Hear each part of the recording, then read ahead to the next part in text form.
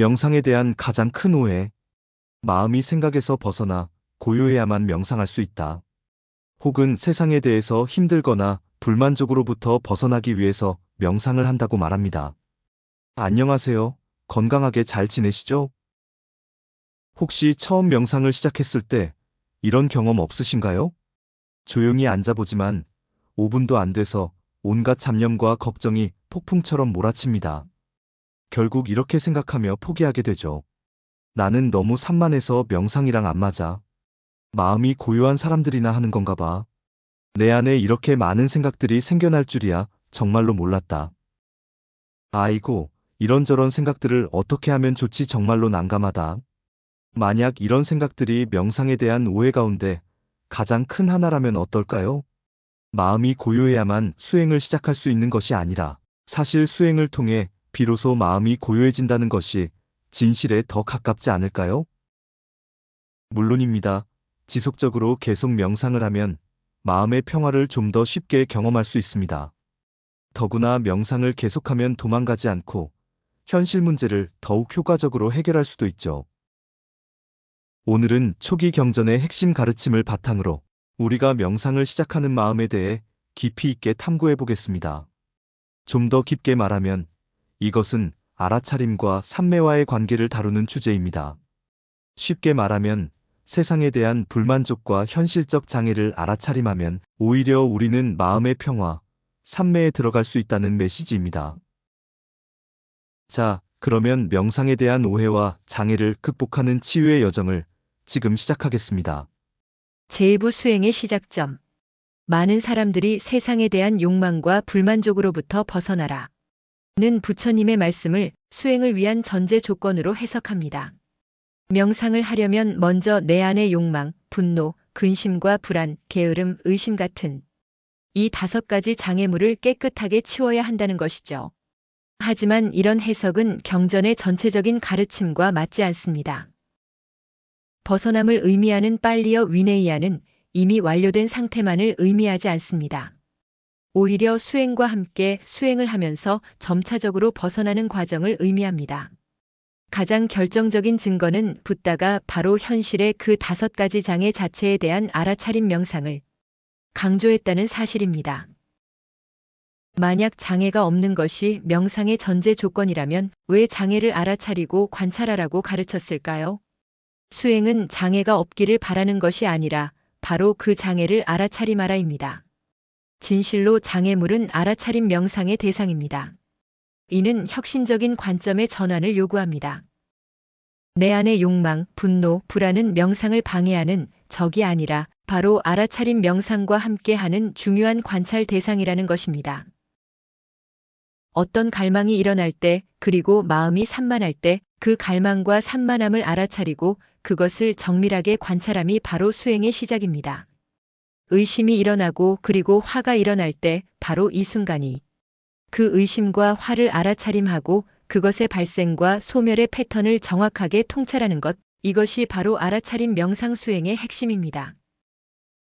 이것이 바로 명상과 심리치료의 매우 중요한 치유적 꼭지점이죠.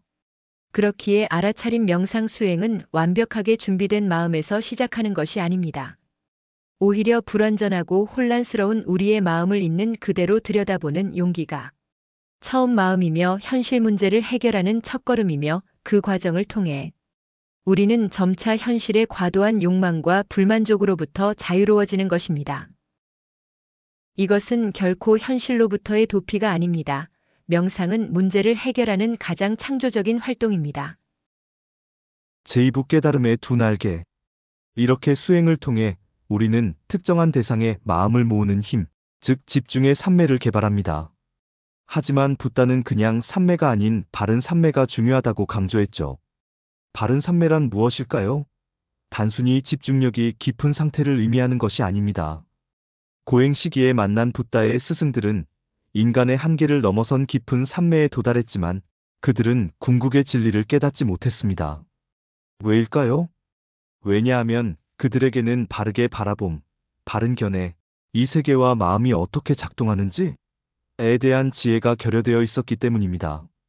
즉, 바른 삼매란 해탈이라는 궁극적인 목표와 방향성을 가진 알아차림 사띠와 분명한 쌍파잔나의 지혜에 의해 인도되는 집중을 의미합니다. 그렇다면 깨달음을 얻으려면 반드시 깊은 선정자나 상태에서만 가능할까요? 경전은 놀랍게도 그렇지 않다고 말합니다. 깨달음의 첫 단계인 성스런 흐름에 드는 예류관은 깊은 명상 경험이 없더라도 붓다의 법문을 듣고 이치를 깨닫는 순간적인 통찰만으로도 가능합니다.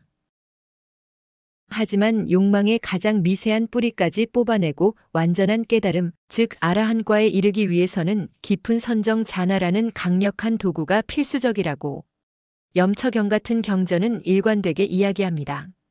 이것은 동아시아에서 자주 말하는 도노와 점수의 관계와 같습니다. 결론적으로 깨달음의 길은 집중 사마타와 통찰 위빠사나라는 두 날개로 완성됩니다. 이 둘은 별개의 길이 아니라 하나의 목표를 향한 상호 보완적인 파트너입니다. 집중 사마타는 마음의 폭풍을 잠재우고 통찰을 위한 안정적인 선정의 토대를 만듭니다. 우리에게 고유한 힘과 뿌리를 주죠. 이것은 비유하자면 존재 자체를 그대로 수용하는 무조건적인 어머니의 사랑과 같습니다.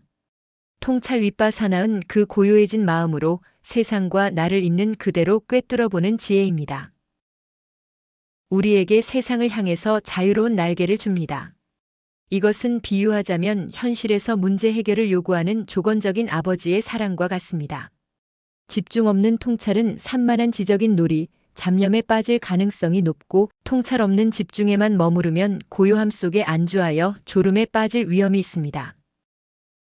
이것은 보조진울 국사가 말하는 정해를 함께 닦는 저해쌍수의 중요한 수행 비결입니다. 명상하면서 경험하는 당신의 산란한 마음은 실패가 아닌 출발점입니다. 명상하려고 앉았을 때 마음이 혼란스럽고 시끄럽게 느껴지거든 기억하십시오. 그것은 실패의 증거가 아니라 바로 그 자리에서 수행이 시작되고 있다는 신호입니다.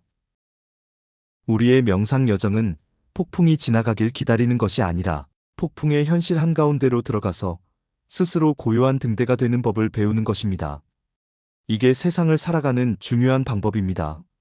그리고 이게 오늘의 과제입니다. 폭풍 속에서 고요한 등대를 경험했나요? 그러면 축하드립니다. 감사합니다. 구독, 좋아요 버튼 부탁합니다.